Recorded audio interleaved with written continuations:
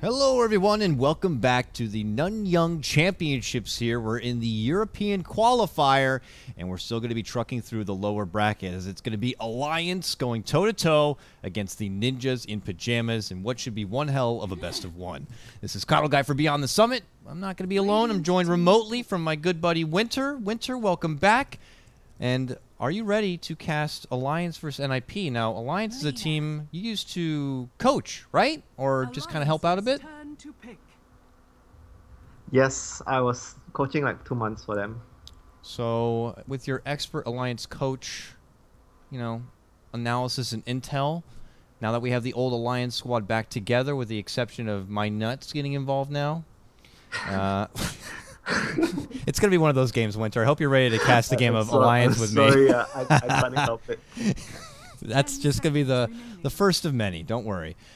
But they looked pretty good in their last matchup. And, you know, probably big props. They gave Bulldog his Nature's Prophet, which has been known as the cardinal rule, as a no-no. This time in NiP don't want to risk any chances like that. They put the first ban on the NP himself. Oh, I know the cardinal rule. You face Alliance and you don't ban Nature's Prophet, and you don't ban Nature's Prophet, and Alliance pick Nature's Prophet, and you think you can counter Nature's Prophet, but you can't counter. That's pretty much exactly what had happened as well in their last game when they went toe-to-toe against Na'Vi. And it was hard to watch, and Na'Vi didn't make the ban, and I don't know if they understood it was a best of one. You don't get a second chance after you let it go. And then Bulldog did go on a tear. But let's see how NiP are going to be able to fare. Look at Alliance. They're still putting emphasis on Leshrac to get a first pick. And they followed up with a Darkseer, who I still is a pretty damn good hero, even with his intel reduction. Yeah, I remember the past few days when I was burning the midnight oil, trying to watch the games. I actually noticed that Alliance hero picks have been the far more differential compared to the other teams. NiP is the team that prioritizes picking Keeper of the Light. They like to run, I think Seal Kid plays their like sort of an off-lane duel with Jonas Serpent.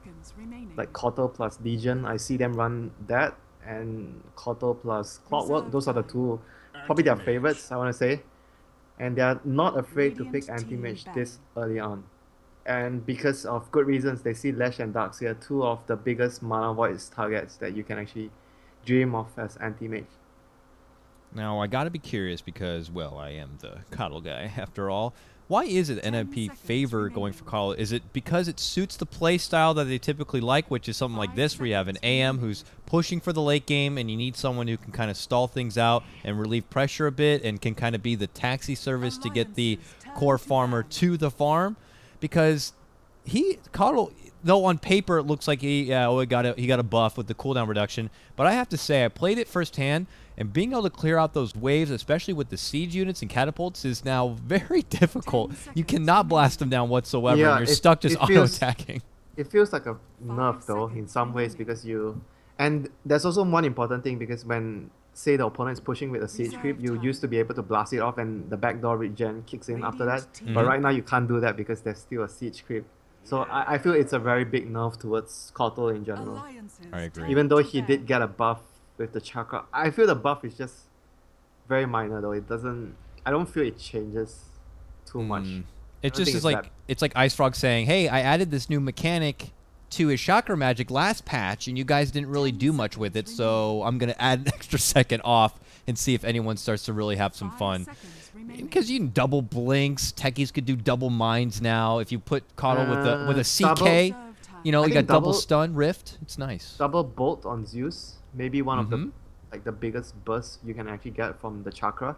Yep. But for now, you were talking about Kotal. I think Kotal just suits how NiP wants to play the game though. They want to go for the split push with Eunice constantly lurking around trees trying to get a pick off, and you know, Era would be just doing his thing, farming, trying to get 6 slot as fast as he can, and the whole team is just basically, and Limp is going to be on that designated spellcaster, trying to find openings, trying to make space, trying to just find solo kills. So I feel Kotal is just a hero that just suits their team. It's not just about the hero getting those small little buffs or nerfs, but it's just about their playstyle. It plays to their strength as a team, I feel.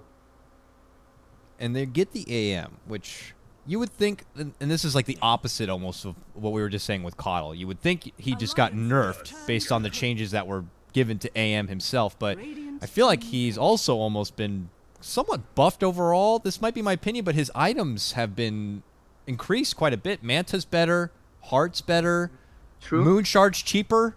I mean, these are all pretty nice things for AM usually in that mid to Yeah. late game period. I think those are really underrated stuff, you know. Like sometimes it's not a direct buff, but it's also an indirect buff that makes a hero stronger.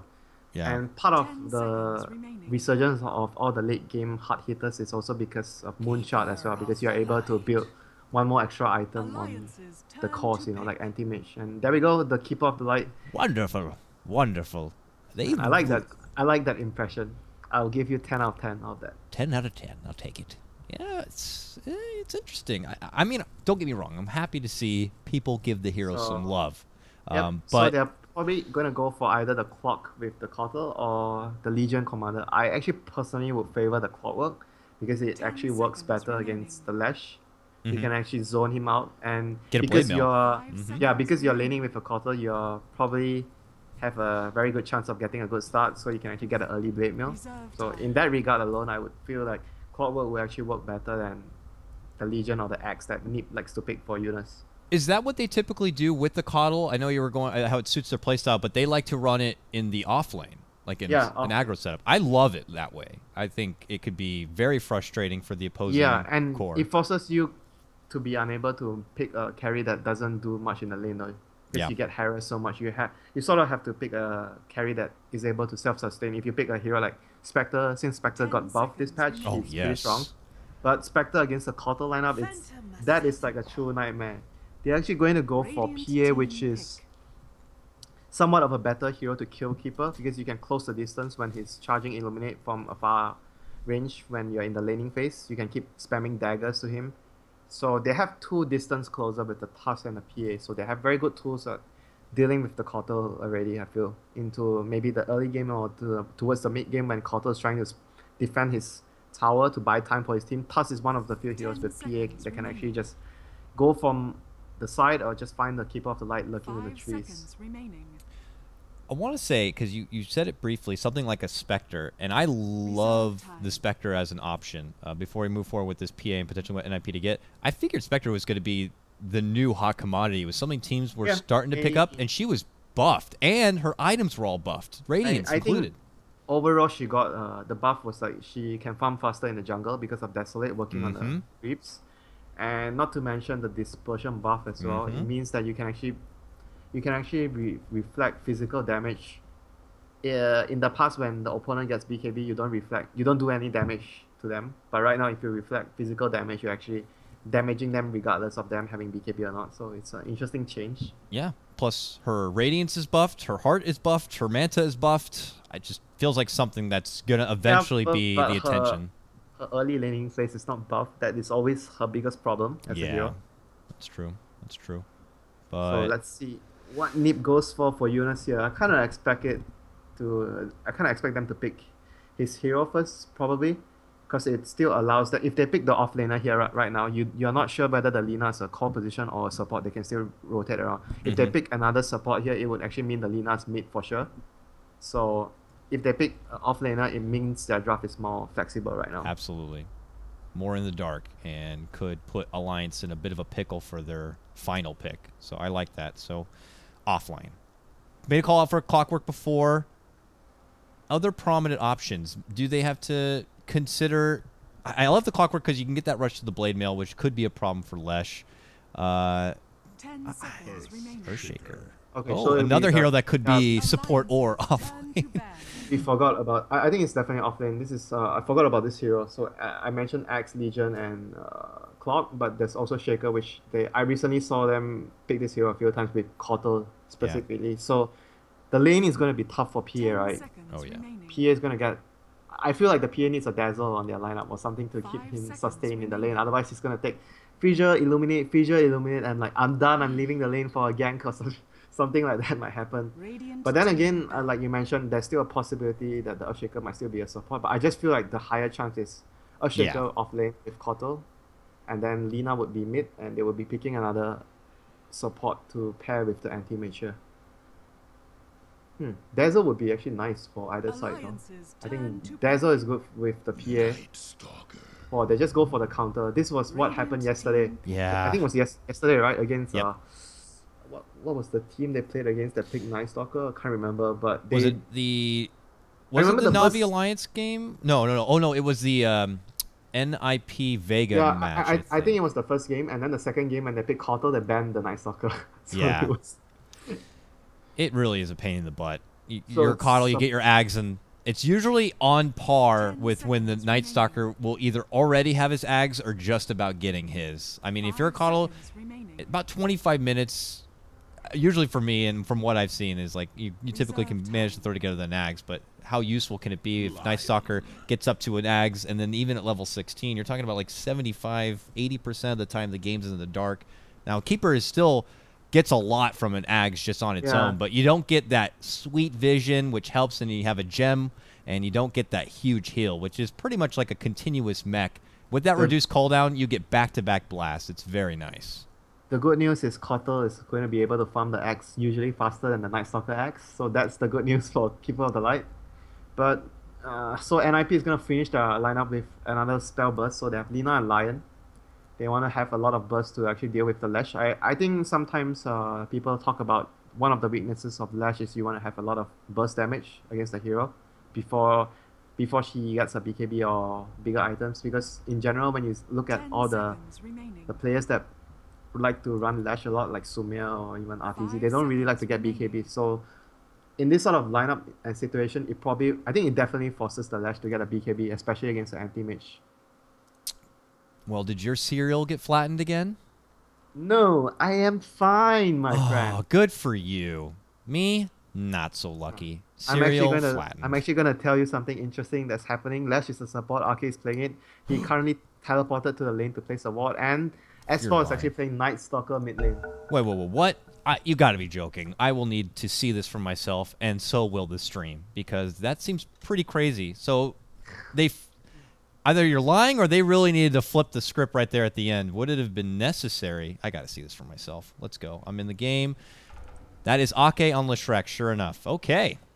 I wonder how many times he's been playing the hero for their team. Wow. So why did Alliance, or do you think this was the game plan from the start, or did they feel it was necessary to flip the script like this at the back end?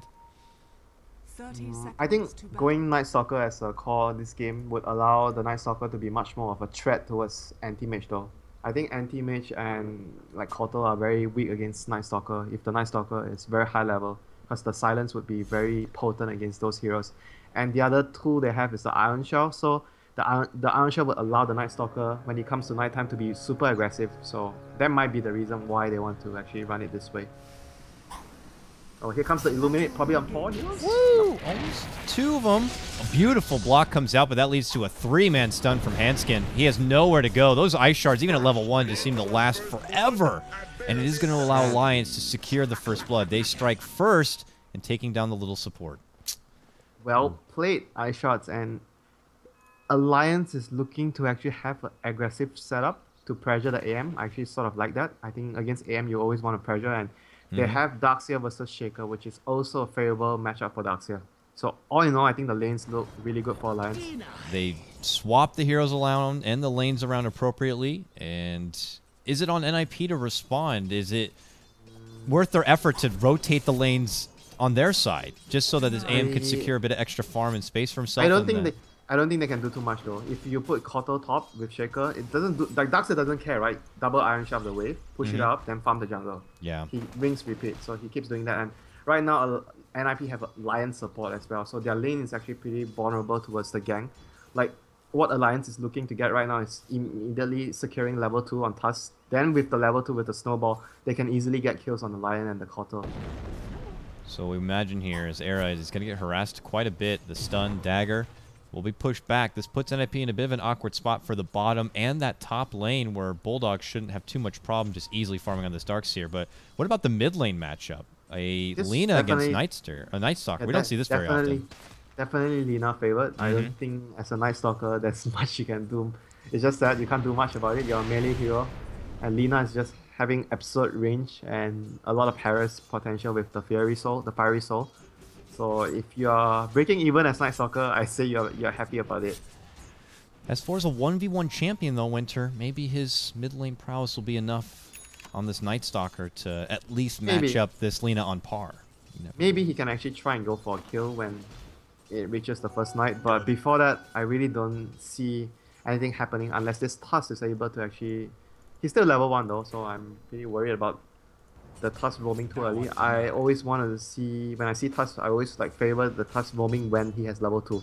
That is the point where Tusk is really, really powerful. It's just like CM when you want to get your first bite in your Nova, so you actually much more effective when you roam around to get kills. Invisrune here will be taken. And the wards would actually spot out everything, so I think Lim should be fine having the intel. Yeah. The Invis handed off to Tusk, who's He trying to come back to probably lane to get level 2. Probably should have gone for top, the kill on top though. But the good thing about having this ward here for Alliance is because NiP saw the Invis, so 2 lanes have to play very passive, the top and the bottom lane. Well, my nuts will have to wait between the lanes and figure out where's the best target to go in. Does get his Level level 2. 2. Yeah, he leeches his up. Oh, he's been spotted though. And Limp will see him head back towards that bottom lane and get himself back into a good position here. But I have to say, we haven't seen Night Stalker mid lane in quite a while. It might have been ever since that nighttime change, you know, not coming at 6 minutes anymore, coming at the 4-minute mark means that Night Stalker isn't as good as he used to be in that first Nightfall. Not going to be quite as farmed up.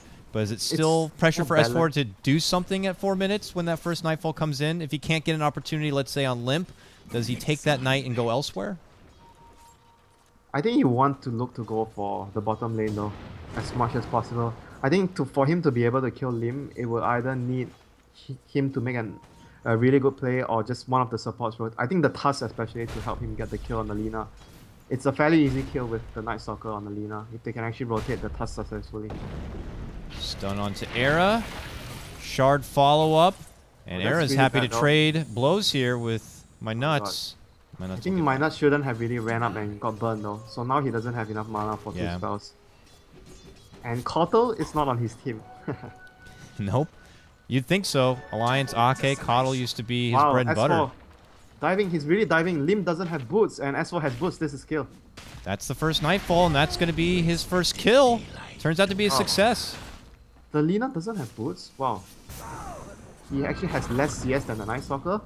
Bottom lane, a successful blast onto Loda. He's very low. They need more right click, but he's not going to get it. The secondary blast almost does it, but it's not going to be enough. A roll forward from my nuts, and Ake is going to get the kill. And all the meanwhile, roaming S4 grabs another one top lane, He taking went out the top Earthshaker. after he went top after getting the kill on the Lina though, so that was really good movement by him. But I really did not expect him to be on par with CS with the Lina. He was even ahead before that, and Lina not having boots and Night Stalker having boots allowed that kill to happen. That was really, really not something I expected. It could be a couple of factors. One of them possibly maybe Limp having inexperience going against a Night Stalker in the mid lane. I mean, I know Alina just matches up better on paper typically, but how often are you practicing going against a Night Stalker who could be poking at you a bit? Or S4 is just that good of a mid player. Maybe it's that change, you know, because Night Stalker got the change where he gets more HP regen on the lane. Because I haven't really seen the new Night Stalker in play that much. Let me see here. Should have. Yeah, he got the bonus HP regen buff in this patch, like 2.5. Yeah. I used to have So the he's thing that would much- show the patch tips, but it doesn't seem to be working at the moment. But Much you're right. better- it's much better in the lane, so maybe that's the reason why he actually was able to go hand in hand with the Lina on CS. But I still kind of expected the Lina to be ahead though. I really didn't expect the Lina to be behind or even on par with the Night Stalker. Well, that's not going to be the case right now. Limp has yet to make his return back to this mid lane. For now, it's just Ake getting some time to solo farm up on this Lesh with S4 and my nuts all smoked up here. Look who's sweeping it from behind. It's Hanskin, but trouble's already broken out for Limp. Snowball on forward. He's going to be too far away from the help of Lion here, and Limp is going to go down again. Stun out. Oh, it's a whiff! Hanskin goes for the TP. Will be able to make it away since the stuns were already committed. But that is now a 5-0 advancement for Alliance right now. This lane change up worked out very well, and now S4 coming out on top of this mid lane.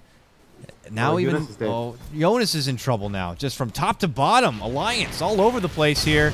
He goes for a desperation echo. My God, the damage is so good. He will take out the Tusk. Jonas of Fan is a man. And Limp rotates in and with conviction dishes out that Laguna as if she needed that bit of revenge. Oh, man. Craigasm, my friend. He just slammed that R button They missed so the hard. stun though. He needed to connect. And I'm not sure about using the shots there though. Because he only had mana for one spell. If he actually used the snowball, I understand that Ice Shots was level 2, so he probably felt that was more damage, but if he had actually used his snowball instead of the shots, it would have actually secured Arcade to actually land his level 2 Split Earth. I think that would have ensured nothing weird would have happened if that was the case, you know. The snowball into the Split Earth, no chance for the Shaker at all, but because he chose to go for the shot, and he was counting on Lesh to land the stun, and Lesh didn't land the stun. Ooh, Oh my god. going for bottom lane. A lot of commitment on the Handskin here, and my nuts. Too deep. Will be going down. And could be a touch of frustration coming out from the side of Alliance that's back-to-back commitments that they end up coming that was short. a really huge exchange, you know, that happened for NiP. Yeah. Right now, NiP is in somewhat a lot better position because they got so much gold on the Shaker. The Shaker is like up to 1.2k right now. That's ridiculous. And with a bottle, he's actually I feel like he's considering to go for a blink right away. Usually he builds into like soul boost, sorry, not soul boost, the soul ring plus tranquils. That's his usual build. But because he went for the bottle build this game, and he's saving up gold right after that successful engage, I kind of feel like he's gonna definitely go for an early blink. And his skill build definitely allows that as well. Like you want to have at least level 2 or level 3 aftershock, so you can actually make use of your early dagger. Because what we see often from players is like Shaker support, you max your fissure, right? So even if you somehow manage to get a series of kills and you get an early blink, you're level 7, you're level 8, you have only like 1 point or 2 points aftershock, and you have all in fissure, your blink combo is not that strong yet. So going for the build that he's going now, it's gonna allow him. He's probably gonna get another level before he gets his blink, or maybe 2 levels. So he's gonna be able to choose to. I don't think he's gonna be putting any more points into fissure. I expect it to be maybe 1 more point in aftershock, and the next point will be either enchant or even another point in aftershock. So it's gonna be Jonas in a very good position with a couple of levels of aftershock and his early blink right now, unless he keeps dying in the next few minutes. Otherwise, we're gonna see an early blink from Shaker. I certainly would have to agree with you there. As we are paused up, Ake has disconnected. We'll wait for him to come back here.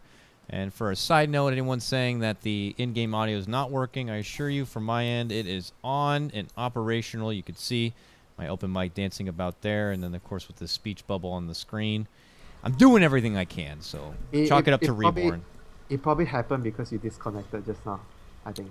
Maybe. If that's the case, then that's also not on me because my serial just doesn't want to be unflattened, and, you know, everyone will need to kind of deal with it. Oh my god, Shaker has double damage. It's just level 2 enchant, but it's still gonna be very powerful. Yeah, it's still very powerful. Look at his damage now. He's doing 200 damage. Oh, he's going to do it. He's going to get a fissure off right now in S4, and here it comes. Wind up the bat. Oh, he's not going to be able to get the catch. Just a bit too swift. The Lina got silenced though. If the Lina wasn't silenced, the Lina was able to follow up with her Light Strike Array, then that would have been a kill. Man, look at the damage. He's like 300 per pop now with the enchant. They're creeping in like they want to set up with the Fissure, follow up LSA. May be enough, especially with Laguna. But S4 is dancing around out of reach. Ugh. He knows what's up. Yeah. Because the Shaker, it's also happening because of the ward, you know. They have a lane ward at top. So they don't really see the Shaker there. So and Shaker was like moments ago just middle dropping a fissure. So he kind of expected the Shaker to still be at mid. Uh-oh. So that was really good game sense, and my nuts is going to scout out the easy pickings of the supports, the Cotter and the Lion. Yeah, this Call and Lion have been like, and they are just watching the back of Era. You know, if you're playing Cotter and Lion this game, the last hero you want to see when you're not expecting is the Tusk, because when you see the Tusk, you're going to die. Yeah.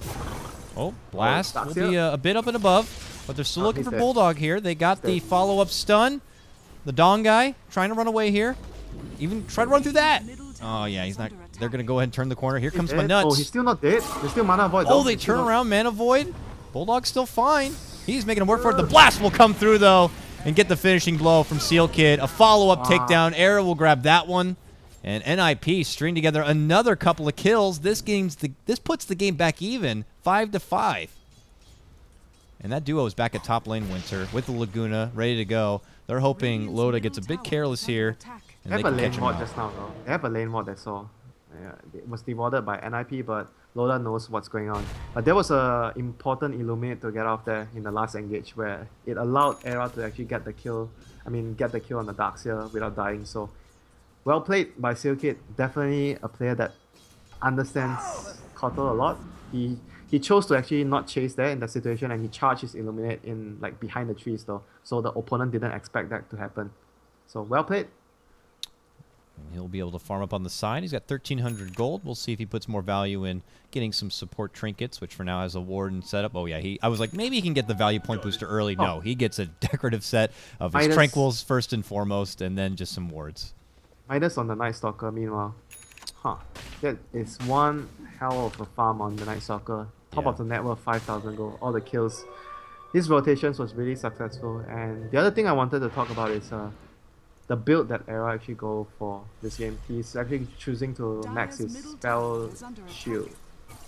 Why do you think that is? Problem with the Iron Shell in lane a bit? Or But usually you see only 1 point though, even against Iron Shell. You don't usually see so much. And right now it's what? A support lash, so it doesn't really deal so much spell damage as well. Not sure though.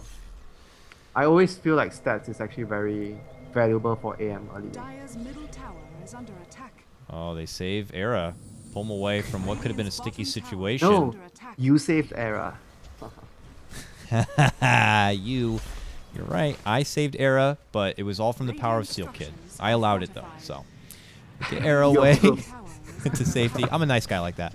And bottom lane, Alliance are going to be able to clear out this tier 1 as the exchange. NiP up in this top lane a bit, not close to the tier 1. Alliance could decide to rotate in once they step off and pick up some TPs here. S4 is going to grab a ticket.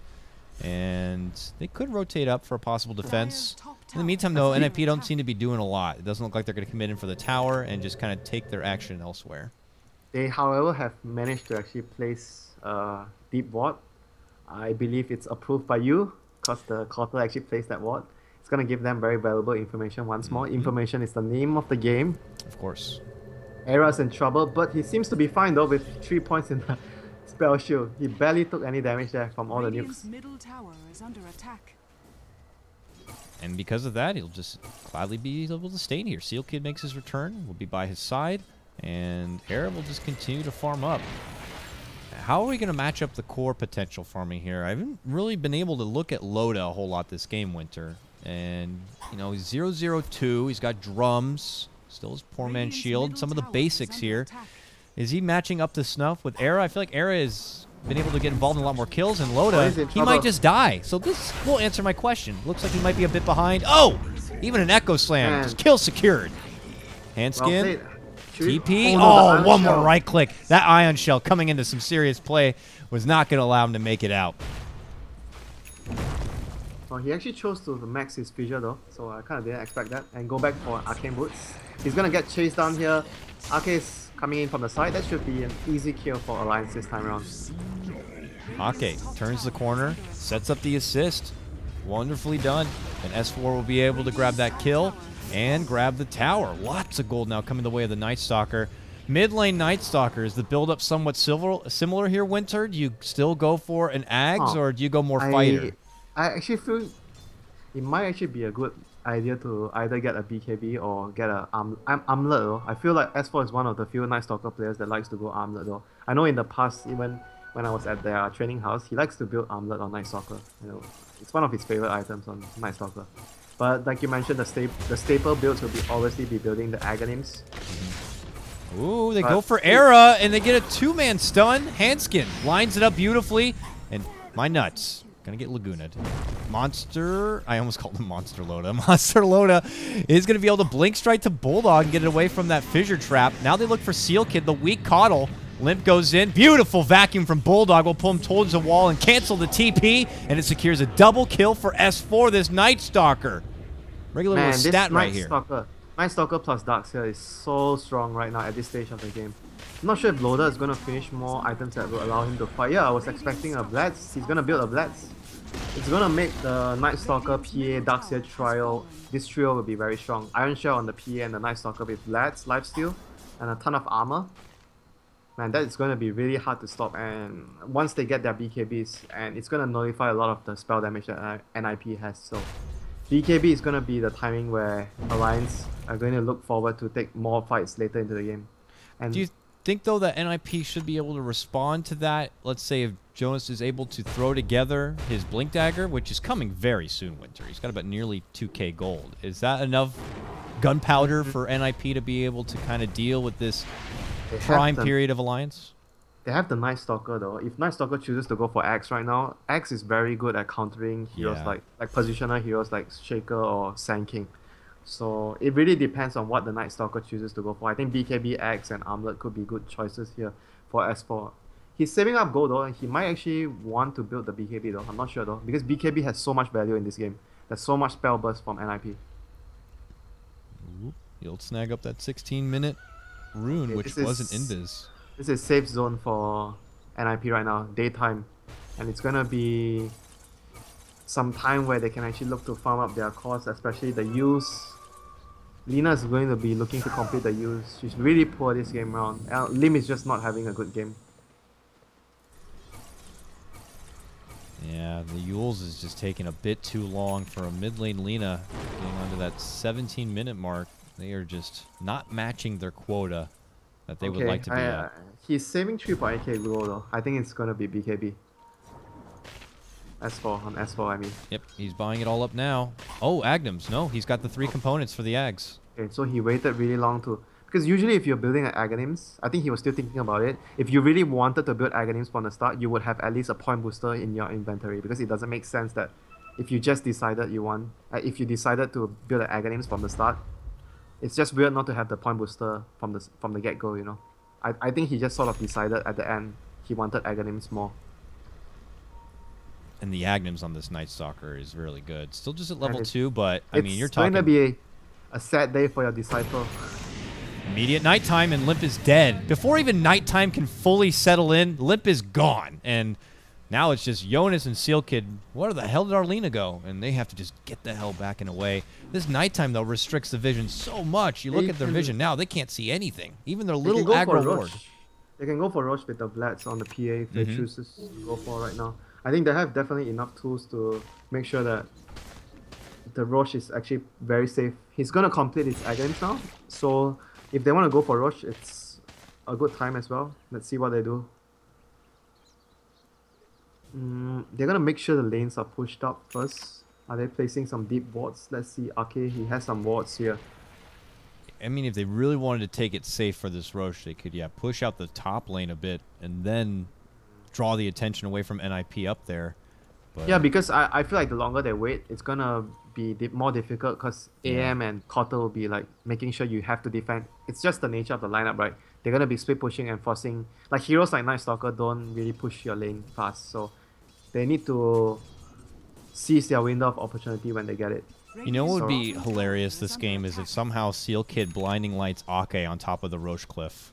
Just like total ironic poetic justice there. And Ake on the cliff! they just got a gem, and NiP is smoked up. If NiP can kill and get the gem,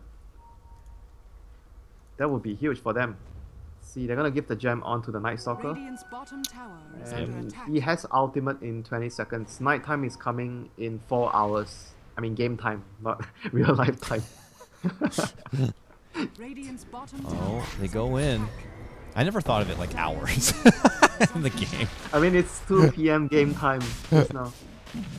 Well, they'll go in. Okay. It looks like there's going to be no contention from NiP. They're still camped out this top lane, allowing Era to get safe farm and the supports to kind of be nearby just in case. He's still trying to just get that first Battle Fury together. You gotta remember, Battle Yeah. Fury was reduced in price a little bit, not by a lot. What is it, 100 gold total?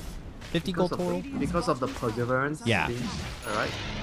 Inwards entering to the But right now, so they just wanted to wait for the gem on the Night Stalker. I was talking about them needing to seize the window to get the Roche, but they just wanted to wait for the gem on Night Stalker to be 100% sure that nothing can go wrong having all the vision removed from NiP.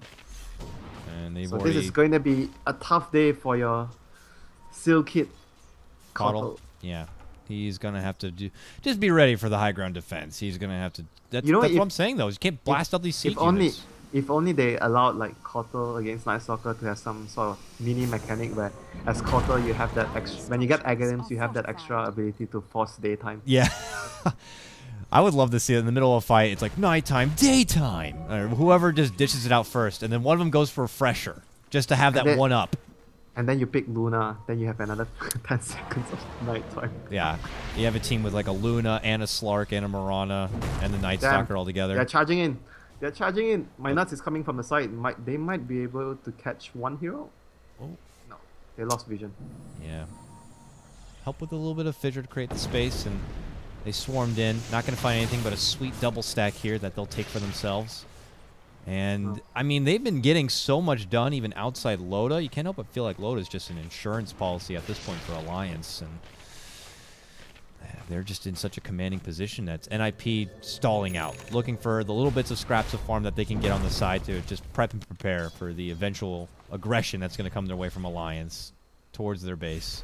They have double blinks right now on the Lion and the Shaker, but I feel like they would only be able to use their double blinks properly when it's daytime. Nighttime, not a chance though. I think S4 is just going to be really diligent in scouting them, and not to mention they still have the sigil to scout things out, you know. So they have 2 ways of scouting the blinkers on NiP.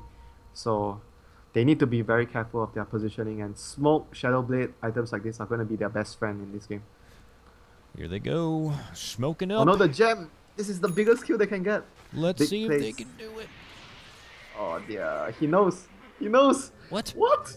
Oh. He didn't He finish did the wave. nighttime, had a gem, and just okay. There was smoke. He just knew something was up. Like he was like probably farming the wave and thinking about what could be the worst thing that happens is Oh, dying. he goes in instead and just runs that era, gets the silence off, and gets the kill.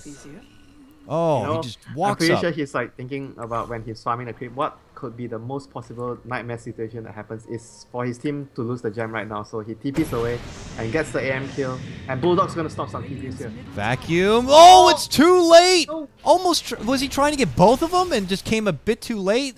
Either way, they both slip out. Vacuum comes just a tad past the mark. My friend, I can only tell you one thing. What? Greed does not pay off. He's like, I'm going to go for big style points here. Double vacuum TP cancel. But now you look like a donger. Yeah, And now they're just going to push down this top lane. Seal Kid will blast it back. bottom lane, Jonas is in trouble. Should be dead. Night Stalker is coming in. Doesn't even need the help. Loda's going to get able to finish him off here. And this is the back end of their Aegis. Not even going to have to be concerned about it. Looks like Man, a AM line is from just their control. only resort at this point. The Lina is like a liability at this point already. She's like easy kill for the Tusk and the Night Stalker and the PA. They just have too much, you know, of killing power with the face rush lineup they have, with the vision Night Stalker provides. Yeah. And it's gonna allow them to snowball or PA blinks in. So the vision game is just definitely in favor of Alliance now. And NiP have very little room to work with at this point of the game. And it's not like things might get easier or eventually they'll have an answer for this Alliance lineup. You talk about playing in a nightmare, you know. Playing against Night Stalker when you're behind is a big nightmare. There's just no way to counter back against it. And now look at this. They're looking to just move on forward. Seal Kid brought down very low, but a bit too deep here for Alliance. Not looking to commit that hard quite yet. But a new Ion Shell going to be put onto S4 here. Seal Kid just desperate, trying to slow them down. Goes into Spirit Form here. Hanskin could get caught out here. Lightning Storm, beautiful vacuum this time from Bulldog. Forces them to go through the wall a bit. Seal Kid's going to be hiding out on the side. And the rest of them wait behind their tower. My Nuts gets the surge. Goes right in for the old man. Punches him right in the face, and he'll go down. A blast does go off. Finger. They're able to bring down S4, which means the Dem could be going down. It's not snagged up yet. Era's still standing right on top of it. My Nuts runs out the other way. Ake is going to get annihilated. Double kill, though, for Loda. In the meantime, could get a triple here with one more click. Gets the triple. Long dagger onto Era. He's going to try to make him escape. Yeah, he slips out away. Loda, though, big three-man takedown. When the dust settles, it ends up being a 4 for 3. What happened to our gem? That was close to becoming a disaster. I think the Tusk managed to retrieve the gem. So it almost turned out to be a disaster for Alliance there. They got a huge mana void and Echo Slam, but wasn't enough because they were far behind. And now having the basher would mean that the PS dagger, the recent change, would have a chance to bash heroes on dagger. Yeah. Oh, have you seen all of those examples? Like even And with that like a is- Lotus Arc that gets is game- involved. Oh my Game goodness. changing. That's game changing though. Like having the Orb of Venom and the basher for the dagger. I think it's a really strong buff on PA. Yeah.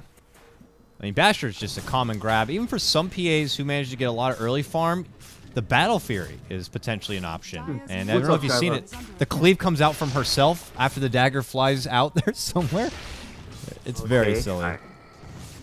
I didn't know you can do that, but right now Loda has actually chosen to go for Boots of Travel, which only means that they want to continue fighting because he's not getting any more farming items. He's just gonna rely on his items being able to fight better than AM. AM is looking to want to drag the game along as much as they can, and PA is just looking to get fights going for his team. So Yeah. a very distinct, different playstyles from both of the carries at the moment. Well, how much time do you think NIP are going to need that they'll feel comfortable enough to either contest or push on their own? 80 A minutes long- like last game? A long, long time, my friend. A long, Yeah. long time. It's going to be a while. So if you're rooting for NIP, you're rooting for a long, long game. And if you're rooting for Alliance, things are going swimmingly already. They just need to keep pushing this kind of tempo so that they can close this one out so they don't have to worry about this AM potentially being a problem. But it's not going to even be super easy for Alliance. Once they manage to break through these tier 2s, there's a pretty strong high ground defense from the side of NIP. There's always the fear of the blinking Echo. Coddle, as we know, is very good at kind of keeping off pressure a bit. Yeah, going back to that point, then maybe I'm actually wanting to think that Bulldog might actually want to build a pipe to help them actually deal with that, the high ground siege though. Mm-hmm. It could be a good idea. It's against against Cotter. It's always something that you keep in mind when you're sieging. You want to have a pipe, and if you look at their lineup, Bulldog is the most ideal candidate to get it. Yeah, On without the dark side. question. It'll be weird to see someone else get it though. Maybe on S4 it'll be weird. Yeah, I don't know. These players these days, like last game, you hope to see maybe a potential item, and then they pull out a Mjolnir or something, and you're kind of like, what's happening? Here goes Nightfall, though.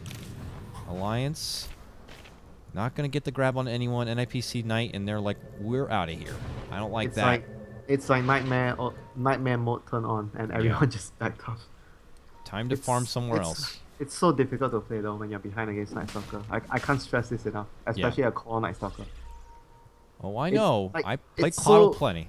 And then you're going against Yeah. a Night Stalker, you just hate life. It's so difficult because you feel like you get the feeling that you're slowly choking to death with the Night Stalker constantly missing and removing all your wards, and you're like, oh my god, that's my last ward on the map. Because it's not like you can even just, like, when you're going against a team that typically has a gem, you're like, okay, this will change a bit how I want to place these wards. You get them up on, like, a cliff top, so it's not easily spotted, but Night Stalker has that unobstructed vision, and there's just no safe It's ward, not no only safe that though, vision. because you become blind when he turns on darkness. It's just It's, ridiculous. it's like he's forcing you to have your shades on during the daytime. Now, what are the shortcomings, though, for a Night Stalker? Is it just his late game potential can fall off if it eventually gets that long? I don't think he's that weak though late game. I think his shortcoming is he's not able to push lanes very quickly. Okay, that's fair enough. Oh, man. Oh, no. Uh-oh. Uh-oh. Turns for Handskin. Snowball comes in. My nuts with the uppercut. Handskin gets a nice two-man stun. Seal Kid annihilated with the help from Ake and Loda. They shred him apart, and they'll still get the grab on the Handskin. The support duo will go down from NIP, but it's space created. Limp is trying to push the mid lane tier 1. Almost able to get it down. Get He it. might get caught by the Night Stalker though. Night Stalker's behind. He's got to get it quick and get out of there. Ah! He's coming. He's dead. He's coming. He's dead. Oh, No, he's it's like dead. Dracula going after the young mistress. Get over here. Limp is running for his life, but it looks like he might be safe near Jonas, who could get a Fisher, but S4 catches up. Dracula's here. It goes into an Echo Slam, but it's only a one-man Echo. I don't think this was the move. Jonas will retreat. The damsel has been destroyed. Boost of Travel on PA. Paying off big time there. Paying off big time, my friend. Boost Yep. of Travel. Oh, not to the high hiding. ground. Oh, canceled. He goes down. Man, those rotations for an S4, spot on. That Really, really was good. like a 1930s old vampire horror movie. just slowly panning out in front of our eyes. The long-winded chase. The lady finally falls over, goes I down. actually just watched a vampire movie a few days ago. Oh, you're so Hotel- brave. Hotel Transylvania. What year was it put out in? I've never heard of that. No, it's an anime. Oh, it's an anime. Oh. We'll go into the pit, and it looks like Alliance are going to be able to secure another Aegis for themselves. I feel like the opportunities here for NiP continue to become few and very, very far between, if any between at all. Era, how's he been farming up? He's got 2k gold on top of his Manta and Battle Fury. Obviously still holding that other ring for a potential Vlad's. But we will have to probably say again, it's just a long road ahead of him here, Winter. For this AM to kind of put the whole team on his back at this point, I just don't know. Roshan has fallen to the down. New I'm not sure if Aegis. he has the time though. Dire's top tower is under attack. Time is not his friend right now. Nope. And now it looks like... His best friend is the Kotal now.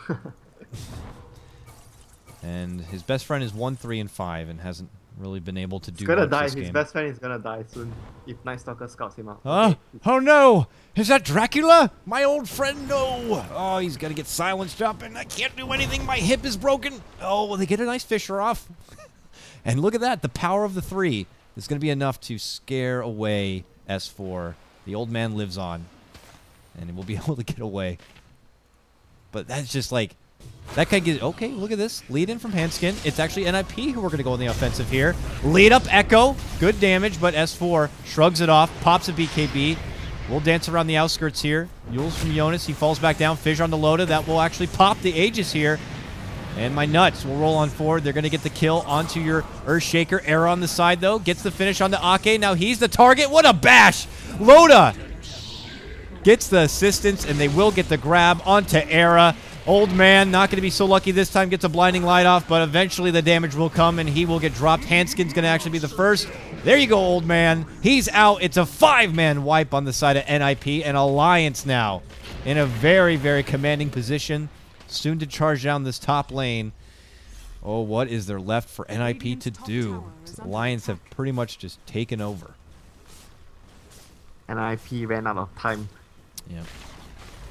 Radiant's middle tower Was this all just a spawn from the wonderful back a end of really- this draft of Alliance being able to switch those lanes around, throw the Lesh into that support position? It just seemed to really catch NiP off guard with this team strategy they were hoping for. Radiant structures Yeah, are being fortified. able to being flexible on the picks is really important for them to be able to achieve that.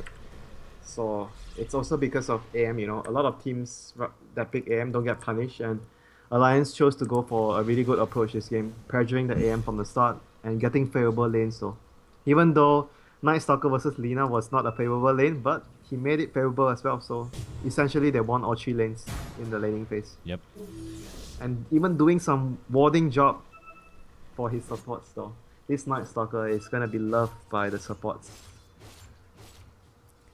Now we look to NiP to continue to take... This is the sad part, especially when you're a support. You're looking at NiP side. There's only so many comfortable places you can go out and farm, and you usually have to move as a posse. And with what little farm you got to give it to your AM, which means everyone else is just going to be starving with breadcrumbs of farm. You know, it's like you're putting all the prisoners in one cell, and you just put one plate of food inside. Exactly. And they're like, I guess we'll give AM the bare chicken bone, and we'll just get the bread. They just can't get anything. And Well, they're giving the Kotal the salad. I don't even know if prisoners would get salad. That's a bit too nice for them. Oh, Yule's on the Era here. Are they going to get the follow-up stun? They certainly will. There's Lightning Storm. He gets the Manta off, but eventually Era, it's just way too much. And he will be able to blink away to a bit of safety, but the snowball's coming on through. He gets another blink off. He continues to live.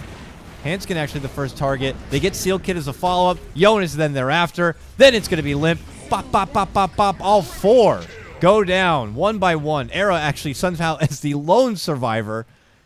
But Alliance just showing that everyone else outside of this AM is a non-factor in this game right now, at least compared to them. And it's eventually just going to be them bullying in. Loda gets the mid lane covered here as the rest of his team starts charging down the bottom. Middle tower has fallen. Yeah, if you're NiP, you look back at this game, I feel the turning point is not being able to win mid lane though. I think that was the most crucial point. It's just a typical NiP draft though. They always draft like this. It's just I feel the middle lane didn't really go as planned though. That was the biggest turning point. It allowed the Night Stalker to be such a force in this game though, because he had such a good start. And it's against Alina though, one of the best laners in the mid lane nowadays. Gotta give credit to Alliance, maybe just doing that extra bit of study work on NiP, recognizing their usual play style, and whether it's something that was premeditated, making a draft and then a role swap like they did here, or just something they do on the fly, they have come very, very prepared.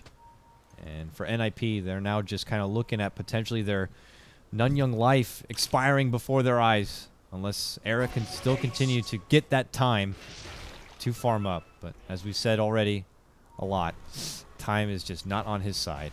And Alliance can continue to just take fights when they feel is necessary and beat out anything NiP offer as resilience.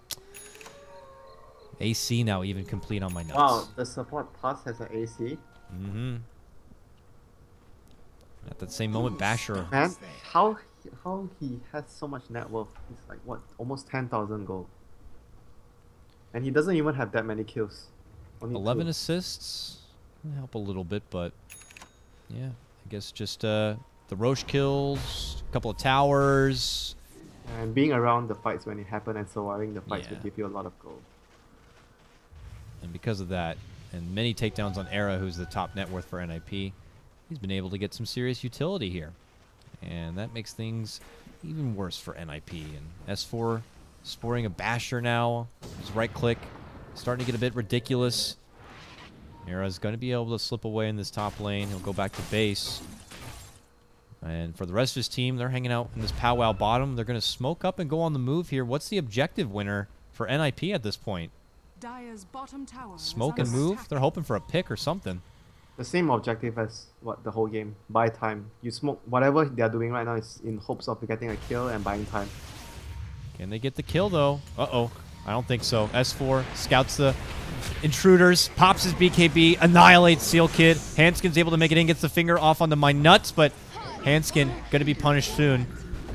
Era comes in, gets Yulesed up, Abyssal Bladed. This is just domination. Jonas able to get the echo off, but there's going to be the Tau thrown in from NiP. Not really surprised about that. Alliance came to play, and they win 34-11. NiP are out of the Nanyang Championship, and Alliance continue. They're back, winner. Alliance is back. Tell the world. Just one game, my friend. Relax. I know. Just trying to hop on the bandwagon like everyone However, else. they are victorious from their Swedish El Clasico, I want to say. The all-Swedish battle. You're right, yeah, the double Swede classic here. And it's going to be Alliance as the superior Swedes in this matchup. Very well played, and it all stems from the start of this game, the draft, and the way Alliance had flipped the script. Just seemed to have NiP off their groove from the start. Yeah, I think being flexible is one of the few traits that would actually differentiate a stronger team, like a tier 1 team and a tier 2 team. NiP, they just like to go back to their comfort zones, and as a result of that, they got hard countered this game by what they had in their drafts, and Alliance chose to go for a laning setup that allowed them to have a very decisive advantage from the early game. So, well played to Alliance. Well played indeed. And Winter, well played by you. I believe this means you are now done casting with me. It is probably getting pretty late over there, right? It's nighttime. I don't know what time it is over there. It's still early. It's still Night Stalker time for us. 2 Still a.m. Night Stalker time. 2 a.m. Oh, my goodness. All right. Well, it was a pleasure having you, my friend. I know you're going to be coming here very soon. I look forward to seeing you in person and being able to cast.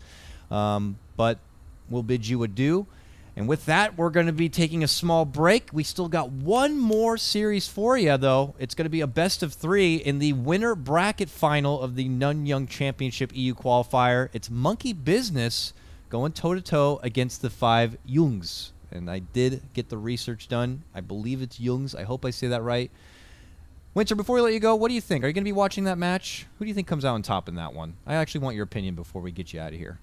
Sorry, five Youngs and 5Youngs and Monkey Business, the Monkey Big Daddy Business. Miracle. I actually think Monkey Business and Five Youngs have been doing very well recently, but I favor Monkey Business. I Monkey think that Business. they have much better overall strategies and they have 8,000 MMR.